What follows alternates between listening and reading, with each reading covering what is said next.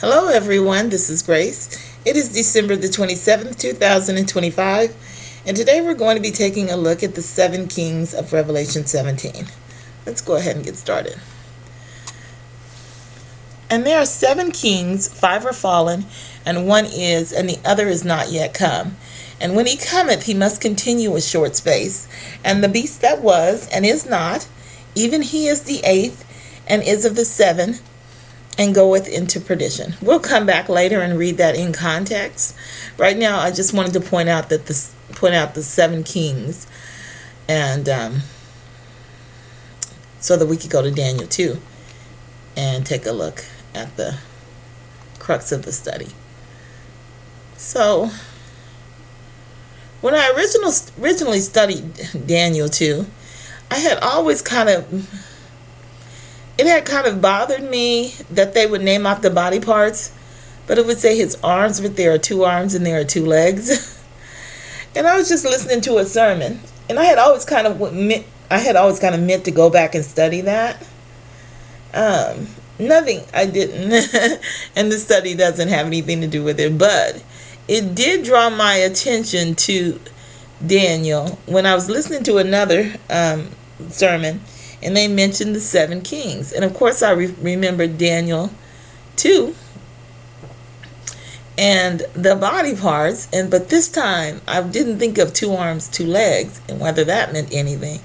I thought to myself, they had given a body part and a fine metal, or it starts off as a fine metal, in order to describe one subject. And that didn't seem right. And so I went back and I investigated again. And that's how I came to determine that the body parts is what determines those 7 kings. Let's go ahead and read through this. I got to give you the setup for Daniel, in case you don't know. The king Nebuchadnezzar had a dream, and he wanted his wise men to tell him the dream, and of course they couldn't. So Daniel and his 3 friends prayed to God, and God revealed the dream to Daniel, and Daniel is going to reveal it to the king. Thou, O king, sawest, and behold, a great image. This great image, whose brightness was excellent, stood before thee, and the form thereof was terrible. This image's head was of fine gold, his breast and arms of silver, his belly and his thighs of brass, his legs of iron, his feet part of iron and part of clay. Thou sawest that a stone was cut out without hands, which smote the image upon his feet that were of iron and clay, and brake them to pieces.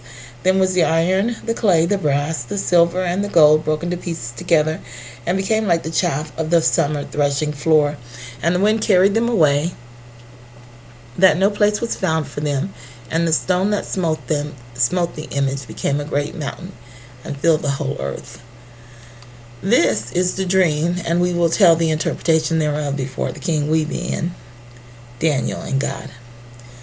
No, we need this part as well. Well, we'll read part of it, and then we'll go back up. Thou, O king, art a king of kings, for the God of heaven has given thee a kingdom, power, and strength, and glory, and wheresoever the children of men dwell, the beasts of the field and the fowls of the heaven hath he given into thine hand, and has made thee ruler over them all. Thou art this head of gold. Here we are given the definition of the head of gold, the criteria. So he tells you, he tells him, you are the head of gold. The criteria for the head of gold is, thou, O king, art a king of kings. The king of kings means the kings are God's people. God's people have been designated kings, a nation of kings. For the God of heaven has given thee a kingdom, power, and strength, and glory. And wheresoever the children of men dwell, this is Judah. The beasts of the fields and the fowls of the heaven hath he given into thine hand, and has made thee ruler over them all. So he is the king and the ruler over the tribe of Judah. This is the nation that holds the mantle until the return of God. Okay? That is the criteria for him being the head of gold. So now let's go back up and let's count. Well, let's count the silver. Let's count the fine metals first. So you have fine gold, 1, silver, 2, brass, 3, iron, 4. And then this is going to get a little bit complicated, a little bit more complicated as we read down further. But we'll just say for now, the iron and clay is 5. Okay, so now let's count the body parts. You have your head, 1, breast and arms of silver, that's 2, and 3, that's 2, 3. And then the belly and thighs, that's 5. And you get to the legs, and that's 6. And then we'll just count this as 1 for now, that's 7. So you're given 7 body parts for 7 kings. So let's read down further. We're going to go back to Revelation 17. But let's look at what this says first. And after thee shall arise another kingdom inferior to thee, and another third kingdom. The second kingdom is given in Daniel 5, where Medo-Persia actually conquers the kingdom of Babylon. And then the third kingdom, we know from history, is the Greco-Macedonian Empire.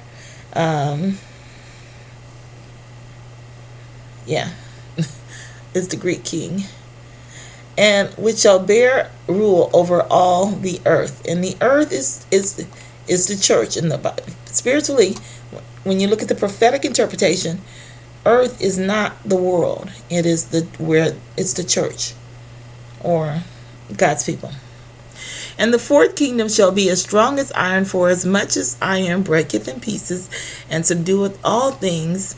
And as iron that breaketh all these, shall it break in pieces and bruise. And we know that this is Rome, both from the New Testament and from history as well. And whereas thou sawest the feet and toes, part of potter's clay and part of iron, here it says part of, and this of, the way I interpret it is it separates this from the iron. It's not part of the iron. It also does that in the next verse, but here it's just part of iron's clay, part of potter's clay, and part iron. The kingdom shall be divided, but there shall be in it of the strength of the iron, for as much as thou sawest the iron mixed with miry clay. So the iron isn't even just iron, it's iron mixed with clay, or mud or dirt, however you want to interpret that. But the potter's clay is not like that. The potter's clay is representative of the 144,000, because this is the time when the kingdom of the 144,000 is set up. And as the toes of the feet are part of iron and part of clay, a part of clay. So you see here, it's gone to another kingdom. It says feet and toes, part of potter's clay and part of iron, but the iron is really mixed with clay. Do you see? And the potter's clay is mixed with the iron in the feet. But then when you get to the toes, which is a completely different kingdom, but it's not listed as a completely different kingdom because it's attached to the toes. It's part of the feet. They're both there at the same time. So you have the potter's clay, you have the iron, which is mixed, and the iron in the feet, and then you have the toes, which are iron mixed with miry clay. I hope that's clear. It's probably not, but it's not. You don't have to have that for this study. And the toes of the feet were part of iron and part of clay. So the kingdom shall be partly strong and partly broken. And whereas thou sawest iron mixed with miry clay, they shall mingle themselves with the seed of men, but they shall not cleave to one another, even as the iron is not mixed, even as iron is not mixed with clay. Is that it? Okay. That's it. If we read down further, we can see where the kingdom of God is set up, where the stone hits the kingdom on the feet. It hits it on the feet because this is where the 144,000 begins to set up the kingdom, and then it expands out and becomes the great mountain. And a mountain is a religion in the Bible. But let's continue on.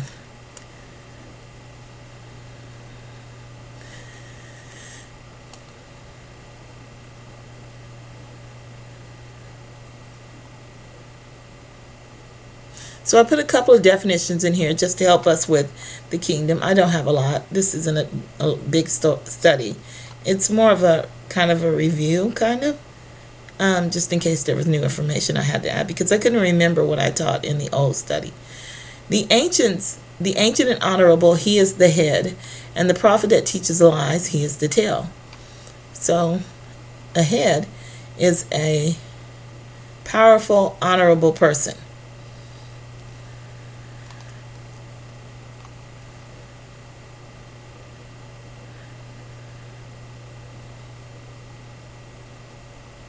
Well, ancient and honorable. Yeah, I guess it would have to be powerful if he's honorable, but ancient is probably should be given in there as well. Give the king thy judgments, O God, and thy righteousness unto the king's son. He shall judge thy people with righteousness, and the poor with judgment. He shall judge the poor of the people. He shall save the children of the needy, and shall break in pieces the oppressor. So the king is the judge over the people. He controls the law. And that, because of that, I put Solomon in here as well. This is where Solomon was asking for wisdom. And now, O Lord my God, thou hast made thy servant king instead of David my father, and I am but a little child. I know not how to go out or come in. And thy servant is in the midst of thy people which thou hast chosen, a great people that cannot be numbered nor counted for multitude. Give therefore thy servant an understanding heart to judge thy people, that I may discern between good and bad. For who is able to judge this so great a people? And he gave him wisdom.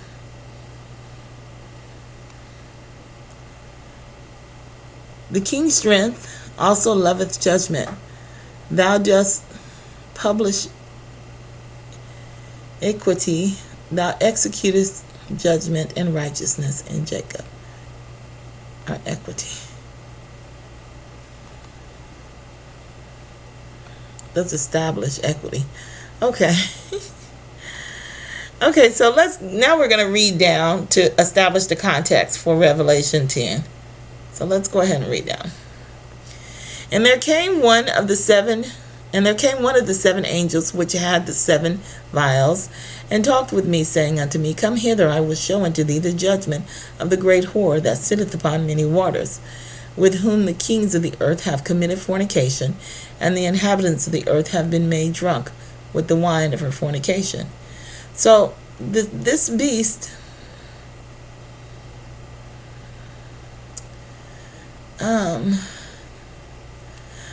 a woman in the Bible is a church. So the great whore is going to be some kind of church that sitteth upon many waters. Waters are people. That's spirits. Many sits upon many spirits, with whom the kings of the earth have committed fornication. So the kings of the earth of the church and God's people and all of the religious people that have heard of God have sinned under her jurisdiction or order. And the inhabitants of the earth have been made drunk with the wine of her fornication. So, and the people have been caused to sin. So he carried me away in the spirit into the wilderness, and I saw a woman sit upon a scarlet-colored beast. A beast in the Bible is just a group of people that agree on something. If they all have one ideology, in this particular case, it is the woman. They all follow the woman, so they become a beast. And I've said this many times, so I mean, you can always go back and look at some of the other videos if you're not clear. But this is just a quick study. So he carried me away in the spirit into the wilderness, and I saw a woman sit upon a scarlet-colored beast, full of names of blasphemy, having 7 heads and 10 horns. The heads, we just went over heads. Heads are powers. Well, the horns are really powers. The heads can be almost anything. A head can be a country. It can be anything of authority, basically. The horns are going to be great powers. So it has 7 heads and 10 horns. And then we know also in Revelation 13, if we were to read down further, which we're not going to read down, but it'll say that the 10 horns are going to be determined to destroy. Oh, wait, the 10 horns which thou sawest upon the beast, these shall hate the whore, and shall make her desolate and naked, and shall eat her flesh and burn her with fire. The 10 horns are going to destroy the whore and leave her for dead, but we know in Revelation 13 she comes back to life. So the same beast is going to come back in Revelation 13 as the beast, as, hold on, my memory, I don't remember. Let's just go there real quick.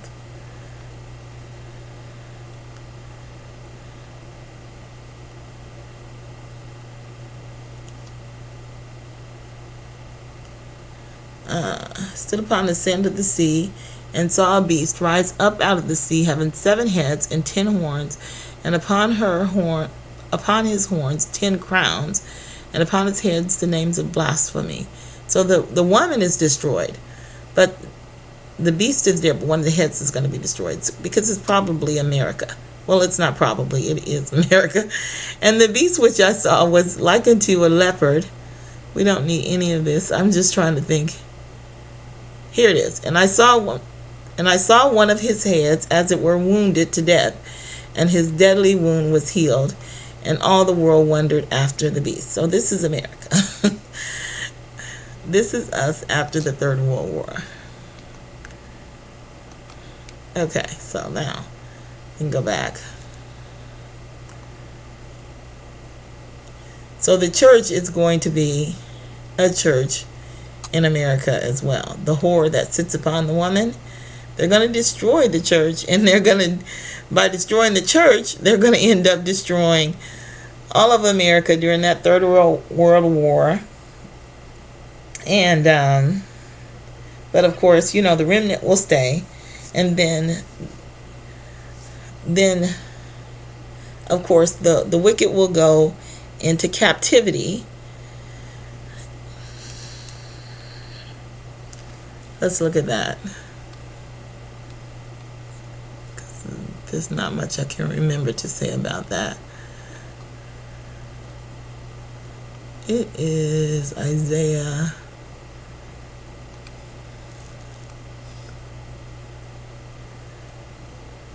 It might be 13, but I think it's 10.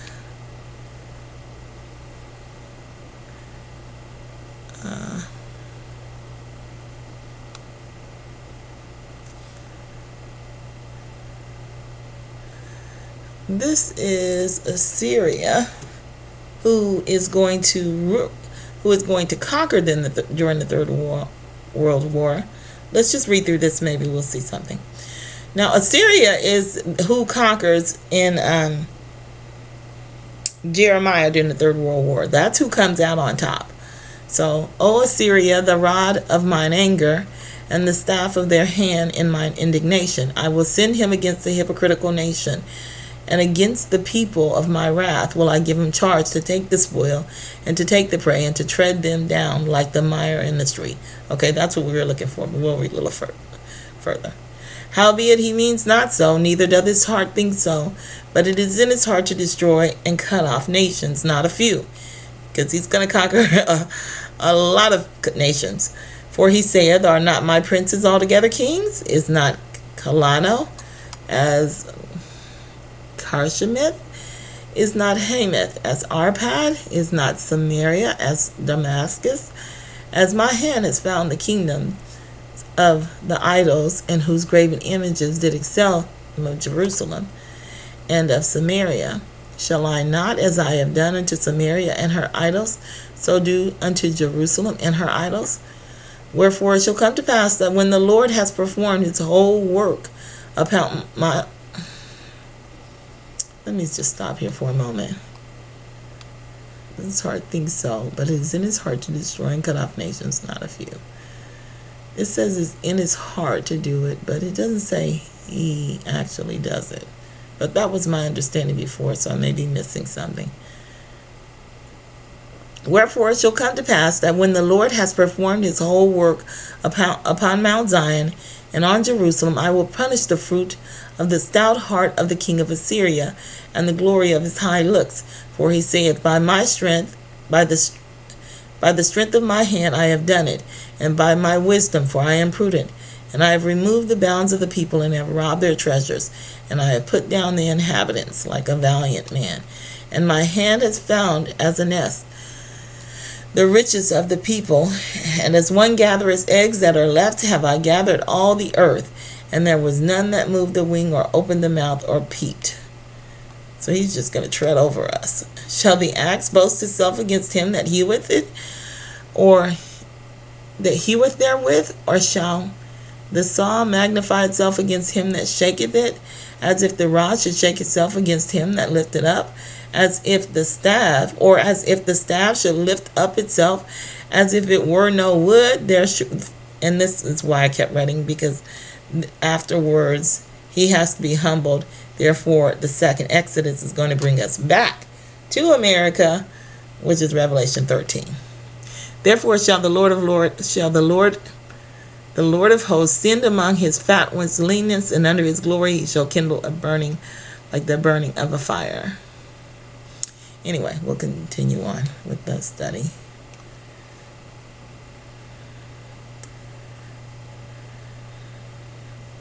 Okay, so and the woman who was arrayed, let's start. So he carried me away in the spirit into the wilderness, and I saw a woman sit upon a scarlet-colored beast full of names of blasphemy, having 7 heads and 10 horns. And the woman who was arrayed in purple and scarlet, and the woman was arrayed in purple and scarlet color, was arrayed in purple and scarlet color, purple being royalty, scarlet, I can't recall, and decked with gold and precious stones, gold being the most precious stone, or metal, and precious stones and pearls, having a golden cup in her hand full of abominations and filthiness of her fornication. So she uses the finest metal to carry around her filthiness and her fornications. So it looks pretty, but it's just filth. And upon her forehead was a name written, Mystery, Babylon the Great, the mother of harlots and abominations of the earth. That's her name. Babylon the Great, the mother of harlots and abominations of the earth. And a woman is a church, so she is a church. And I saw the woman drunken with the blood of the saints and with the blood of the martyrs of Jesus. And when I saw her, of course she's going to attack the saints, because she's not God's church. And she's here during the time of the 144,000. And with the blood of the martyrs of Jesus. And when I saw her, I wondered with great admiration. That admiration just means like awe. But of course, something has to be great and awesome in order for you to be mesmerized like that in such a way. And the angel said unto me, Wherefore didst thou marvel? I will tell thee the mystery of the woman and of the beast that carrieth her, which has the 7 heads and 10 horns. The beast that thou sawest was and is. Let me just highlight this, because I think we're going to come across this again. Was and is not, and shall ascend out of the bottomless pit. So it was during the time of Jesus. During the time of Jesus, a beast, which is the people, all gathered together, and they said, Give us Barnabas. And they also put a curse upon them and every subsequent generation after them, and said, A curse be upon us and our children. So we're all of Judah is cursed since that day. And they called it upon themselves. Anyway, so, and the beast that thou sawest was and is not. And it is not because the people have to all be in agreement in order for it to be a beast. And there's scriptures for this, but I know the only one I can think of is when 2 are in agreement. There I am. But it stresses when 2 people are in agreement on something, it's not the same as one. It becomes a force of some magnitude, a force to be reckoned with. And so it becomes a beast in some way or another. Great beast or a small beast. It's not the same as one person. And so it is not. But it is going to be again. And it shall ascend out of the bottomless pit and go into perdition. And they that dwell on the earth shall wonder, whose names were not written in the book of life from the foundation of the world, when they behold the beast that was and is not and yet is.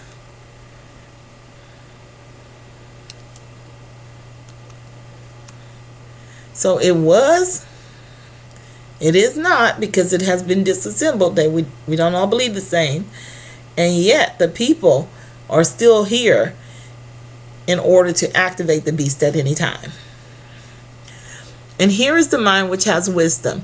The 7 heads are 7 mountains. A mountain is a great religion, just as a hill would be a religion, but it's smaller.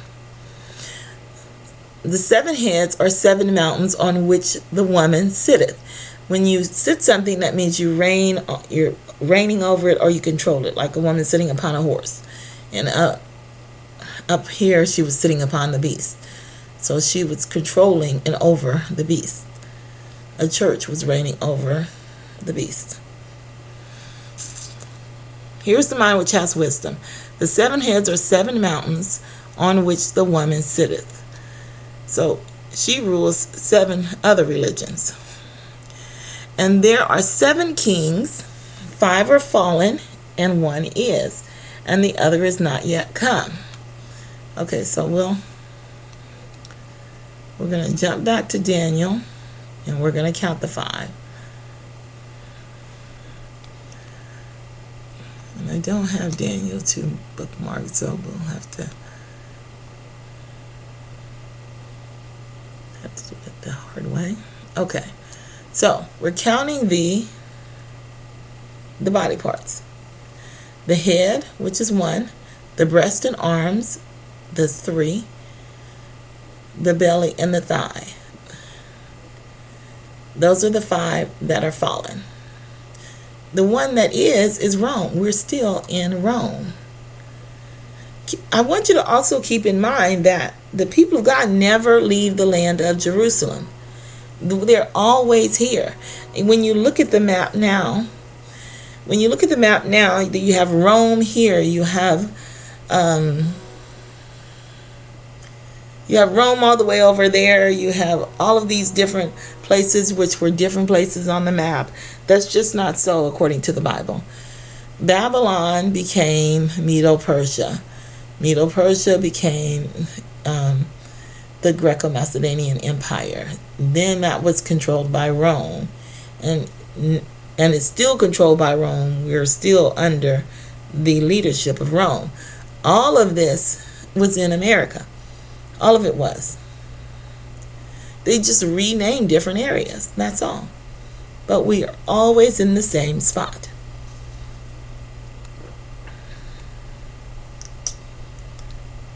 So 5 are gone. Let's see. 7 kings. 5 are fallen. These 5 are fallen, and 1 is. The one that is Rome. We're still there. And the other is not yet come. We know that the feet contain both the potter's clay and it contains the iron. So once the potter's clay comes, then we can say specifically, we can say for certain that we are in the next king. That we are under the following king. And when the 4th cometh, he must continue a short space. So then there would be a new controlling force once the 144,000 comes, because it then becomes the feet. It moves on from the iron. Whatever's been controlling up until that point is still in control until the time of the feet. And then a new king is going to arise. And the beast that was and is not, even he is the 8th. So we have 1, 2, 3, 4, 5, 6, 7, which is the feet. And then the 8, of course, is the toes. And the beast that was and is not, even he is the eighth. So it tells us up here that the beast that was and is not is the same one that's in control now during the time of the horror, right? He's going to be the same power that reigns during the time of the toes. So the 11th hour church is the time of the 144,000. No, I got that wrong. The 9th hour, that's our time. We are the 9th hour church. The part of potter's clay, we're at 30 minutes, so I won't go deep into this. The part of potter's clay and the part of iron, that's us. And then after us, or in possibly during us, I'm not sure how long that time span is going to be, this eighth king as well. Anyway, so we'll stop there. But you can look at the conditions that we are going to be facing. Revelation 9. Revelation, I guess it begins in Revelation 7, where it tells you before the 144,000 are created, to don't pour out the winds of strife before the 144,000 are created. And then, of course, all of the plagues begin to fall upon the earth.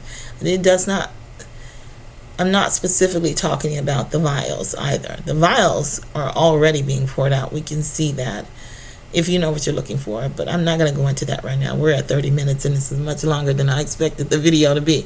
So I'm going to stop there. That's my video. And I will talk with you in the next video.